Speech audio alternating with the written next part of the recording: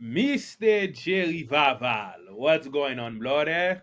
JTG. What up, what up, what up, what up? You see, I did it good this time, right? Let's welcome the audience to another episode of Giant Fundamentals, the podcast dedicated to empowering men by tackling the vital issues of mental health. With that being said, bro, how's your mind? How's your body? How's your heart? What are you grateful for? Um, I'm just grateful for another day of life, man. I'm just keep it simple.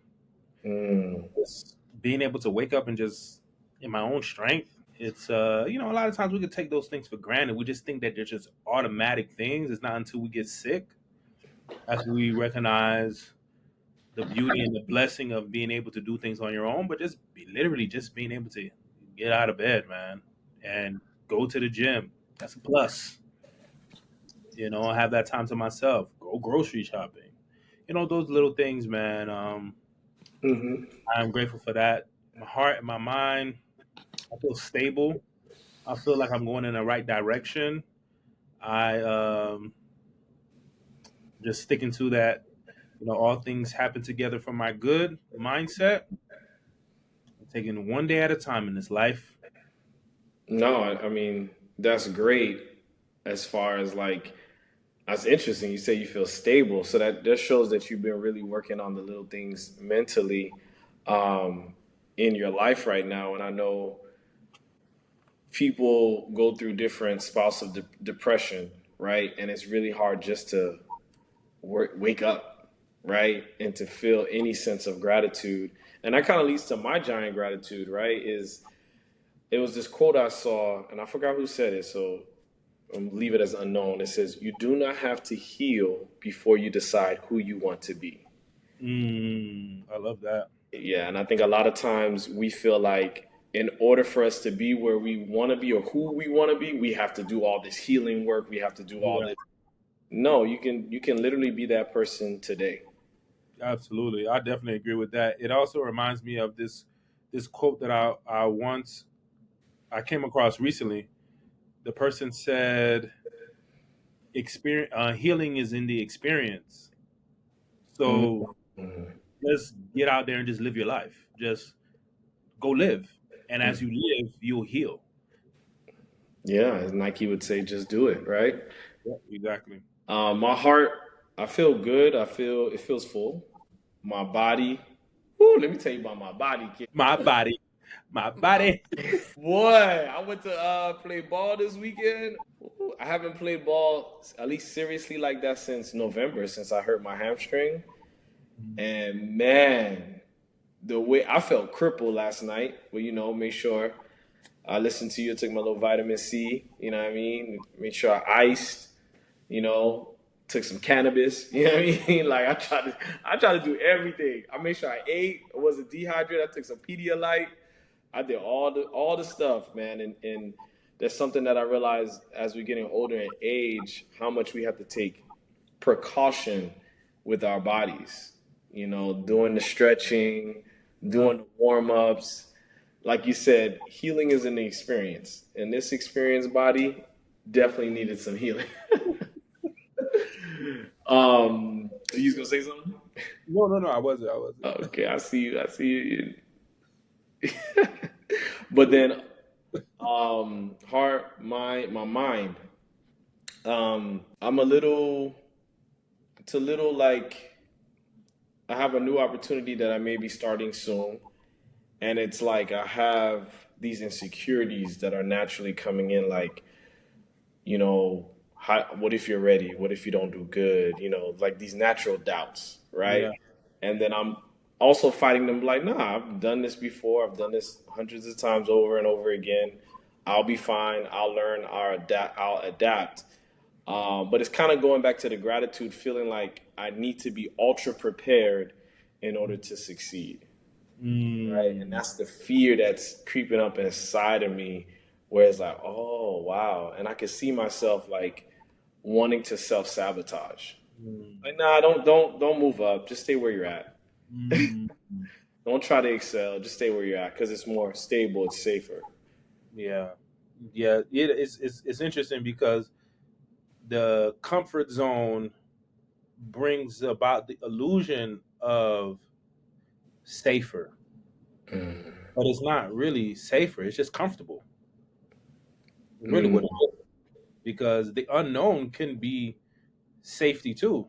It's just because we don't know anything about it. That's why it feels unsafe until you get the handle of it. You start getting used to it, then it starts to feel safe.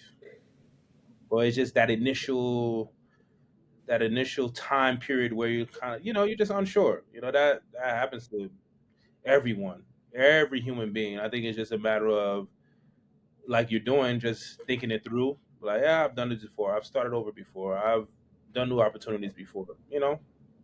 And just keep pushing. Yeah, 'Cause one thing I don't like being comfortable with is broke. So bro. we's gonna make this money. You know what I'm saying? One way or another. But straight up. Moving on to our M&Ms, our candy for this week, mental health music, is brought to you by the Clips. Right? I want to talk about The Birds Don't Sing, which is their first single and their first song on the album, right? And the first part of the verse says, birds don't, birds don't, birds don't. And then it goes into lost in emotion, mama's youngest, trying to navigate life without my compass. Some experience death and feel numbness, but not me. I felt it all and couldn't function. Seeing you that day, telling you my plans, but I was leaving you that day. It was in God's hands. Ye was at Elon's waiting to get with me. On my way to Texas, that's when Virginia hit me. And I realized that in that instance, our last conversation, you was against it. Told you I was going to Turks for Thanksgiving. I heard what I wanted to hear, but didn't listen. You said you told Jean the buck needed forgiveness. I see you went to Dee Dee's and stuffed both of her fridges. You even told Dad you wish y'all never split it. See you were checking boxes. I was checking my mentions. Saying you was tired but not ready to go. Basically was dying without letting me know. I love you. Met Nigel, hate that he won't remember you. Two things that break my heart is what Novembers do. And T follows you. Now, mind you, Dee Dee calls you Gene, finds you. What's the vision? Precision while I'm reminiscing. So, to give a little context, this song is about the Clips. Both their parents died, I think, within 9 months of each other. Don't quote me that, but in a short period of time. Mm. And Malice, which is I don't know which one's younger or older. People think they're twins, but whatever. I thought they were twins too. I had to look it up, and they're not twins. They're not twins, right? So Malice is the bald head one. He actually found both of his parents dead. So he walked into the home, he found both. But this particular, which is Pusha T, this particular part of the lyric is actually Pusha T saying how he was just going through the natural daily parts of his life. He was checking boxes. Well, she was checking boxes while he was checking mentions, and he didn't realize that him missing Thanksgiving would be the last time he would have an opportunity to see her, right? And this stuck out to me because I think a lot of times we have this guilt, right? He has this inner guilt, like, man, maybe I should have went to Thanksgiving. Maybe I should have, listened to her more because now she's gone, and that sometimes adds to our grief. It's part of our grieving process when we have this guilt because we decided to live life and make a decision, and because we didn't get the result, or because something bad happened during that experience, we feel guilty for that. So it's Yeah. just expressing that, and I was like, that was very impactful and powerful. I think he put into words what a lot of people feel during the grieving process, especially when they lose a loved one like that. Yeah. That part of the grieving process is bargaining. That's what it is. It's like when Mm. you say, "Oh, if I was here, or if I did this, then this wouldn't have happened," so on and so forth. This is your mind trying to wrap. You're trying to wrap yourself or wrap your mind around the idea that this person is gone, and we sometimes just go to blaming ourselves and saying, "If we did this and we did that." It's kind of like a weird way of thinking that if we do that, it's going to change the outcome that we're Mm. experiencing, but it doesn't. So that's what they go bargaining. Now that's very interesting you bring that up because as you're saying that, I could see a lot of us we bargain with our past decisions, For just sure. in general. Like where we end up somewhere where we didn't think we would end up, and it was like, oh, what if I would have did this? What if I would have never got Yeah. married? What if I never had kids? Yeah, It's yeah, like, to me, it's one of those annoying parts of my reflection, yeah. because it's like, bruh, if you didn't do all that stuff, you wouldn't be here now. You wouldn't have this Exactly. experience. Yeah. It's our, how do you call that? It's like, nah, it's not an inability, but it's like we're trying to push back against reality, against our reality when we do. Mm, It's because is a way of like, it's kind of like being a child where you just want everything to go well. So you think, oh, if I didn't do this, then this would have happened, and this. It's like, yeah, but a whole bunch of other good things wouldn't have happened if you didn't make those decisions. It's just a way of us just always wanting things to be perfectly aligned for us, which we know that that's just impossible, mhm. but we still do it. That's a podcast in itself, battling regret. Mm, Oof. Um, Now, that walking into our main topic, right? Talking about a battle. I believe every man that listens to this, because as we're building a culture of men who want to be heard and felt, I think every man that listens to this can understand or knows that saying that nice guys finish last, right? In the words of my barber Julio, that's sickening. It's so sickening, bro. So I wanted you to come on here and talk about, like, why do good guys finish last? Like, why is that? Why is that so prevalent? Because when I was younger, I would say it, but I didn't necessarily believe it. But now that I'm more experienced, I'm almost 40, I'm like, oh, that shit is the motherfucking truth. I'm I'm telling you. Is the bottom line. It's not necessarily being a good guy that's the issue. Mhm. It's being a good guy who plays small, who lacks boundaries, who's always seeking external validation, and who operates essentially from a place of low self worth. Mhm.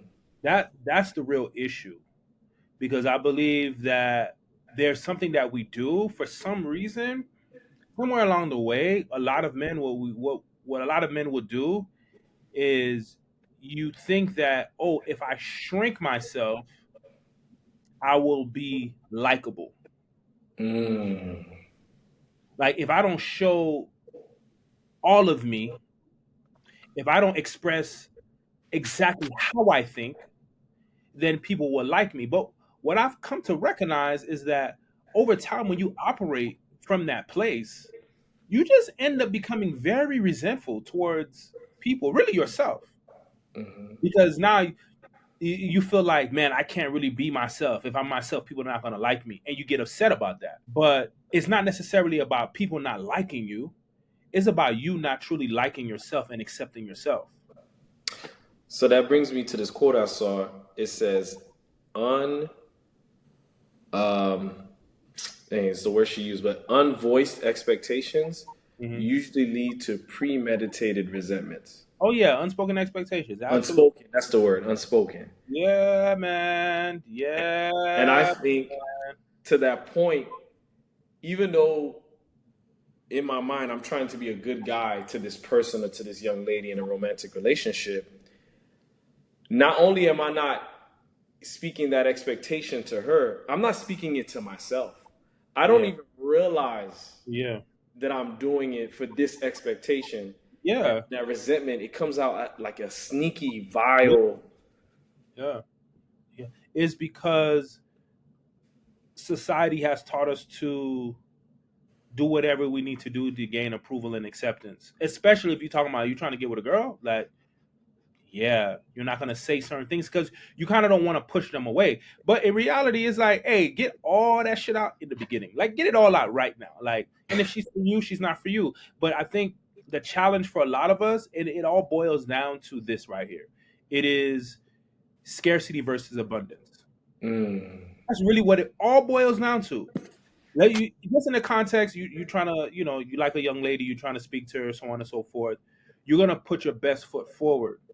But a lot of times, that best foot forward that you're putting is not necessarily who you are on a day to day basis. You're just trying to win her over. yeah. But you don't recognize that you're trying to win her over, not being who you truly are. you're in the posture of performing. So now you got to keep that up all the time in order to keep her. But when the rubber meets the road, when the curtains are pulled back, you're gonna eventually start showing more of yourself, and then it's gonna be like a shock, like or you're gonna feel weird, or you're gonna feel guilty, or you're gonna be like, oh man, I just fucked this up.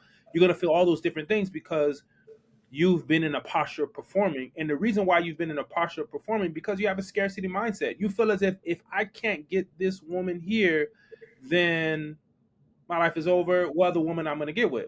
Now recognizing that when you're thinking of abundance, like, yeah, I like this woman, but if she's not feeling me, like, okay, I'm just gonna move on. There's a whole other if there's one, if I could find her, then I could find one just as good or even better. Let me not settle.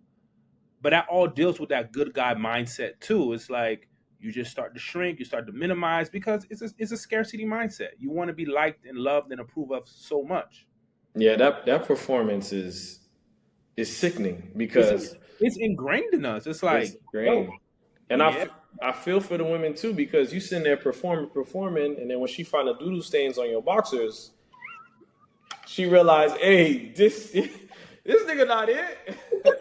He not it. He try to act like he clean like that. He got little poo poo stains. It's not working. It's not working. yeah, man, yeah, I could yeah. definitely understand like that good guy motif. Like, and it's not only in romantic relationships. I've struggled with it even in jobs that I've had, Mm, right? Where it's like you're coming off as a good guy because you want to get promoted, you want to be seen mm, as the pet, so to speak. And I saw a comment on this about corporate America where it's like there's a time where you become the pet and then eventually you become the threat. ooh, So you sitting there trying to win everybody's validation and be the best employee you can be, and then 6 months later or whatever the time frame is, now you're a threat to everyone. yeah, Everyone's trying to oust you out, yeah. and you're like, why am I finishing last? And how I took that too was because if you think about the pet, you're a pet to someone, Yes. mainly your boss. But Mm-hmm. as you start climbing up the ranks, you become a threat to your boss because he's like, "Yo, you trying to take my job now." Right. Yeah, that's And that's very true. That's very true. 100%. And if you have that expectation, like, oh, but I'm a good guy. I'm always like, I do these things to be liked. You're going to be in a weird emotional place where you're doing so much to be accepted, and then you realize you're not really accepted. You're just tolerated. And the thing is, people they're not recognizing that they're doing things to be liked. Most people don't recognize that That's true. because this is something that has started from the time when we were little kids. Mm-hmm. When you grow up in an environment where love is conditional, and that's a whole other thing in itself. A lot of us grow up in environments where love is conditional, and we don't even recognize that love is conditional. Yeah. So we've been programmed from a very young age to perform, to be that pet, to be that good guy, to do whatever you need to do to be liked, to be approved of. Mm-hmm. But that, when you operate in that way, all that is, you're just operating in your ego. Mm. That's really what it is. It's the ego. It's not the true self. And that dawned on me. I think it was this morning. I was coming from the gym. I believe I was thinking. I was like, man, how many people out here are not truly operating in their full self? How many people out here have masks on? How many people out here are just operating in the ego? You're just doing and saying things to be approved of, to be liked, to be accepted, but Mm-hmm. it's not who you are for real. Mm-hmm. I think one of the greatest gifts that you can give to yourself is to just be your authentic self no matter where you go. It's funny when you talked about playing small, right? And being yourself, and when you brought it back to childhood, when you and your kids spent the time with me during the summer, and I saw how your daughter, she likes her alone time. She's like her daddy. She likes to be alone. And it didn't it just made me reflect into my childhood. I'm like, wow, when I was growing up, if you wanted to be alone, like if you just stayed all day in your room, my dad would he would find ways to get you out of your room. Like he Really? would light that motherfucker on fire. He would like because it's like you're in your room, you're doing something you're not supposed to do. I can't watch you. Why are you not here? Like why are you? Yo, that's And my crazy. sister, my older sister, was always like that, always in her room, and he would make little slick remarks, like, "Oh, she's always in her room." So that kind of played a part in my programming, like, "Oh, I gotta be in everybody's face to be Mm. accepted and liked." Like, look, I'm not doing nothing bad. I'm here. I'm funny. I'm here. I'm smiling. I'm friendly. I'm touching you. Blah blah blah blah. Here you go. You know what I'm saying? I'm always in your face, always in your face, and I'm like, wow, like I could see where that added to my performance growing up. Yeah, yeah, for sure, for sure. And this the thing is, it's not even something that was said to you directly. You just noticed that it wasn't good, Hmm. and then you act accordingly. So you performed. Yeah. It is always goes back to that. But I definitely want to get to these 3 points. Yes. I definitely want to get to these 3 points. When you talk about good guys finish last, because what I noticed that there's like three common things that you could see in this good guy syndrome. Hmm. And one of the first things is good guys normally operate from a place of low sense of self. Like you're not truly confident in who you are as a man. So that's why you're always capitulating to what people want you to do, or what you think people want you to do, what you think people want you to say. And I noticed that that all deals with a couple of things: being agreeable, Hmm. always self-sacrificing, and avoiding conflict. So how do we change that culture? Because when I think about growing up, the guys that were overconfident or who didn't shrink, they were like the most obnoxious people. I'm just being real. They were the obnoxious ones. They were the jocks. Yeah. Granted, now I'm thinking about it, they always got what they wanted. But I don't know why that is. It because of where my self-esteem was at that time, how low I felt. I didn't feel like I could demand those things that that person demanded, like, or when I saw how they did it, somehow I just rejected it. Like, how do we change that narrative? Yeah, it's a combination of things, and it all goes back to that acceptance.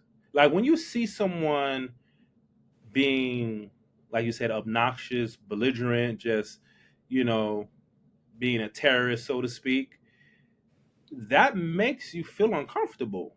Mm, Naturally, it just makes people feel uncomfortable because it's like, whoa, you're literally operating outside of the social framework. You're not mm, supposed to be acting like this. Like Kanye, 50 Cent, these guys, you're not supposed to be acting that way. That's right. out of the social framework. But I think what ends up happening is when you're the person looking on, you also see how other people are looking at that person. Then you also hear how people speak about that person. All of that is programming you to be like, nah, I can't be that way. That's Mm, that's what all of that is doing. It's telling you like, yo, that's not a good way to be because people are gonna talk bad about me. People are not gonna like me. People are not gonna accept me. So let me be in a way where people are gonna like and accept me. be agreeable. Be agreeable. Hmm. Be- And what was that last point on that? That after be agreeable, you said one more thing. I said self-sacrificing and you avoid conflict. Mm. So the self-sacrificing, that was very hard to come to terms with Yeah. because growing up in a religious uh, Yeah. programming or mindset environment, that service Yeah. is everything. Yeah, but service doesn't always equate self-sacrificing. Mm, See, that's the thing. There's a little line there. Like I could serve. Like that's what I do every day. I serve people every day. You serve people every day, but we get compensated for it. It's service.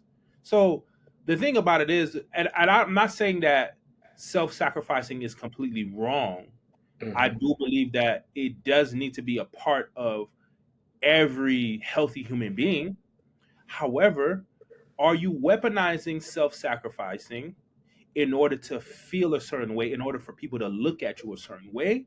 Or are you usually really are you really self-sacrificing because it's a value of yours? That's tough because being a Yeah. man, Yeah. and when you're in a relationship, you might watch that rom com because you want to get some pussy later. I'm just being real. Sure. You might self sacrifice because you want her attention long term for Yeah. something else, Yeah. right? Absolutely.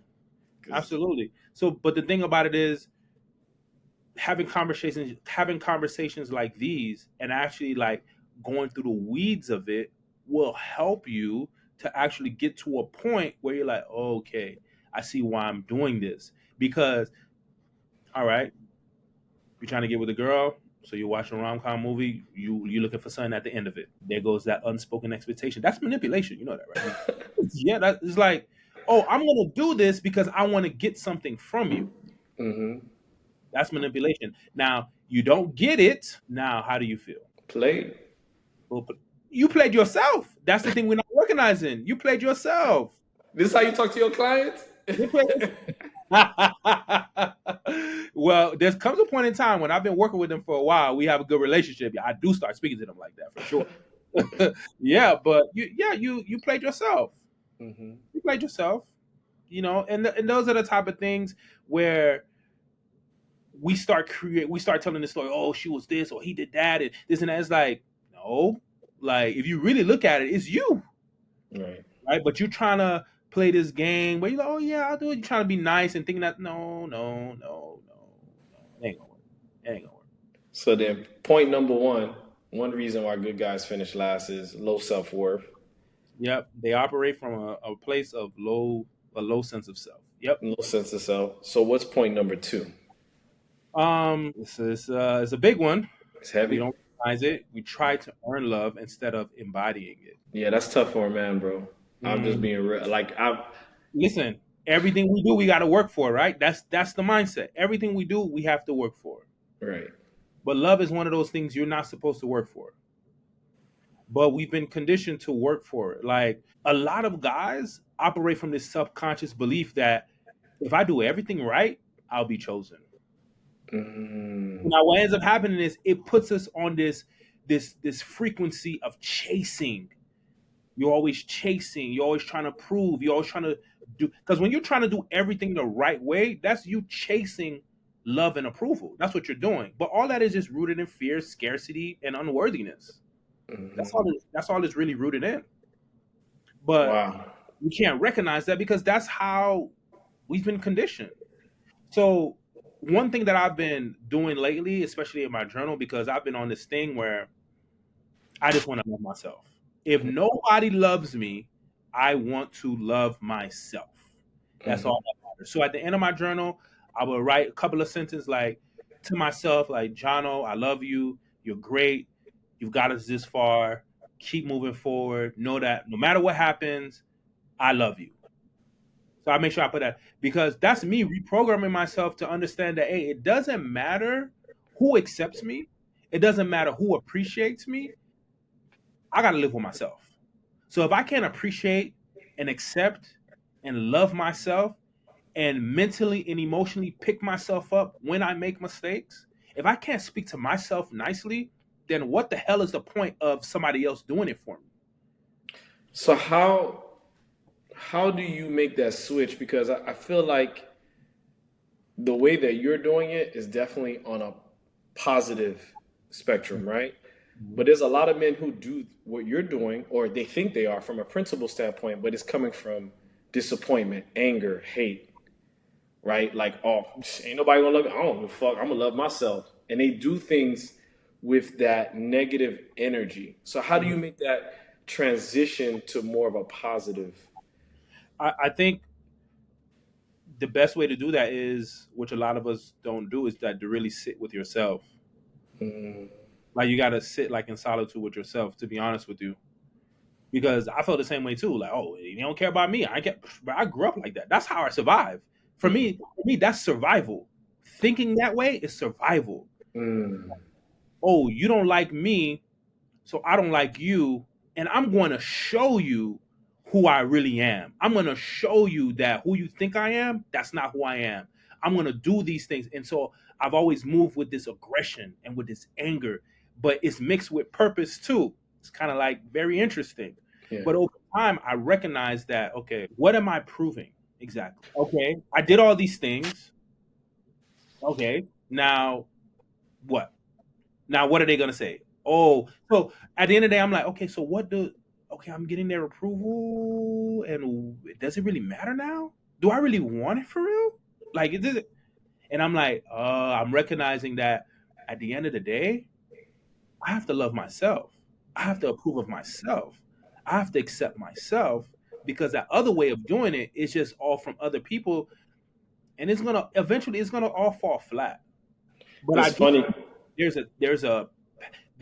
in the beginning, it's like, yo, you are angry, you are upset. I know for me, like, yo, I want to show you, that's. But over time, it's like, no, you know what? You can. The energy is exhausting. It's like, yeah, I don't want to keep moving like that. It's crazy because you kind of showed a good guy, but you also showed how a bad guy can still finish last through that performance. Because I'm going to show you, it's also still a performance, right? Mm-hmm. Mm-hmm. Yeah. So very interesting stuff. So then, what is point number three? What's a third reason good guys finish last? Plain and simple. You abandon authenticity for approval, Mm. and right there, I think that's the biggest challenge for many men. Many men. 50 Cent. So what does that look like, abandoning authenticity? Mm. So you suppress your true thoughts, your desires, and you allow people to cross boundaries. That's literally what it is at the end of the day. And this lack of authenticity, what it does, it distorts you energetically. Like, you literally don't know who you are when you're operating in that way. You don't know who you are. You don't know who's for you and who's not for you because you have not shown up in your true authentic self because you've been trying to gain acceptance and approval. And to be honest with you, you go in the right places, people are going to feel that. People are going to Mm. feel it because it is literally an energetic thing. That walking in inauthenticity can only work in certain crowds. Like, we've been around a couple of people. We've been around some people. I'm like, yeah, this dude in here, he's not really what he says he is. He's not really authentic like that. There's no real depth and Hmm. there's no real connection. You'll feel it. You can feel it. Uh, Men like that, you abandon authenticity for approval. That means pretty much you don't know what you value. You don't have standards. Hmm. All you're concerned about is being approved of. So you're gonna do whatever you need to do to be approved of. Is there something, can you give us an example of something in your adult life where you felt like that happened to you, where you were being inauthentic, and later on you were like, why did I even do that? Like, what was I trying to prove? Dang. I didn't mean to catch you off guard. You know, Yeah, you we did. don't, That's how we you know. don't. I'm trying to think to the side. I'm like, yeah. I can't think of anything on the top of my head, but I will say this: that I recognize based off of my childhood trauma that I've always performed. Hmm. Like, I recognize that has been a core pillar in my life, and this is the thing where when you grow up in an environment where your parents don't validate you, they don't validate your emotions, they don't validate your thoughts. Is this be seen, not heard type of environment when you don't feel as if you have a voice Hmm. as a child, then what ends up happening is you start to do things to be seen. So for some people, it's acting out, getting in trouble. For some people, for some kids, it's okay, getting good grades. For other kids, is making sure that anytime your parents are stressed, you do what you can to help minimize that stress. You do whether it's cleaning the house, whether it's making them laugh, or whatever the case may be. And the culture that we come from, kids, for us as kids, you're supposed to make your parents look good. Yeah. So we're always in that performance stage. So for me, not having my parents, not having that nucleus as a family, I was always looking for approval from the outside. So at first it was like, man, F all of y'all. Y'all say I'm this, I'm gonna be bad. Mhm. Then over time, it was like, yeah, I'm kind of tired of being bad. I really do want to be accepted. So let me be ultra religious. Let me do this and that. Let me, and then, me, I went on the whole extreme. Like, I'm sleeping in tents with people in Africa and everything. Like, and all of that, even though I enjoyed the work, I love service, but a major part of it was to show everyone, like, hey, I am deserving of love. I am deserving of being approved of. Look at me. It's a performance. But over time, it became something where it was like, yo, if I'm not this way, are people gonna really fuck with me like that for real? Mm. That's the thought that comes. I'm like, yo, are you really gonna be for me like that? Because now I'm questioning, like, okay, if I mess up, are people gonna really be there for me, or are they gonna judge me? And I could even see that in adulthood. Like some of us show off when we go to the club or when we get a new car or a house, or we talk about it's like when we talk about our experiences, it's try to show like we're like I don't know how to like we're better than everyone that we're talking to. Like, oh, I did this and I did that. And it's Yes, like, it's like, do it's you want kind a of one bad? everybody. Yeah, yeah, Yeah. And yeah, it's like, okay, even yeah, if you didn't have it, you still be my friend. yeah, you yeah, know? And I think it's hard for people to really understand that. And that was hard for me. I never realized how, because in my life, I'm like, oh, you have to be a good guy. That's it. You have to be a good guy. Like everything in my life was to be a good guy. hmm, Right. And like you said, then you start to think, well, if I just make a mistake, then I will not receive any love and I'll be yeah, banished. I'll be pushed out of everyone's life. yeah, And that was hard for me to understand, like going through a divorce, hmm, because that was like the biggest mistake that I've quote unquote made in my life. yeah. Right? I let everyone down, family, friends, kids, ex-wife, Mm. everyone. Yo, and can I say something to that? I Hmm. think people really listen. I think people really, especially women, I think they really don't understand the weight that we carry. Yeah. Yo, we think. Look at you saying, like, you thinking about you letting everybody down. That's exactly how we feel for real. It's like, yo, I'm letting everybody down. Yep. And I think a lot of times when we make certain decisions and when we do certain things and they don't turn out a certain way, and because we have been trained to be nonchalant and stoic, there's a perception that we don't care, that it's like it's rolling off our back. No, that thing is a boulder on our backs. We just know that we have to continue moving forward. We have to work. We have to provide. We have to do all these different things. So we ain't got time to be feeling this way. And then also, we don't want people to see that we feeling this way. Yep. Yep. So that was definitely tough for me because now even doing the work, part of it I had to slow myself down because now I'm trying to outperform my old self to say I'm gonna prove it to y'all that I didn't make a mistake. Yeah, But I felt empty because I still wasn't loving myself. yeah, I was still chasing for other people to love me or to love outside of myself. yeah. So I definitely appreciate you breaking that down for us. Any last thoughts you have? Man, just love yourself. That's really what it is. I think at the end of the day, again, there's nothing wrong with being a good guy, but if it's coupled with and you have to be really honest with yourself. Hmm. If you always shrinking yourself to make people like you, if you're always constantly allowing people to cross your boundaries for approval, yeah, you're gonna have to really revisit that because that's that good guy syndrome.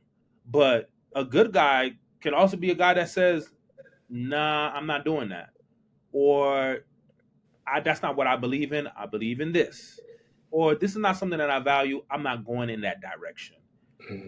Right. So, which side of the good guy spectrum are you falling under? Well, that being said, I love you, bro. Love you too. Until we pod again. Thank you so much for joining us. And remember, the man that says he can and the man that says he can't are both right. Which one are you? Street cred was a major priority, and no respect for any authority. If you love school, you were in the minority. Can't be yourself, only way was conformity. In the dark I prayed, in the jungle Miami, where the lions hunt for prey, and where violence just away. In the dark I prayed.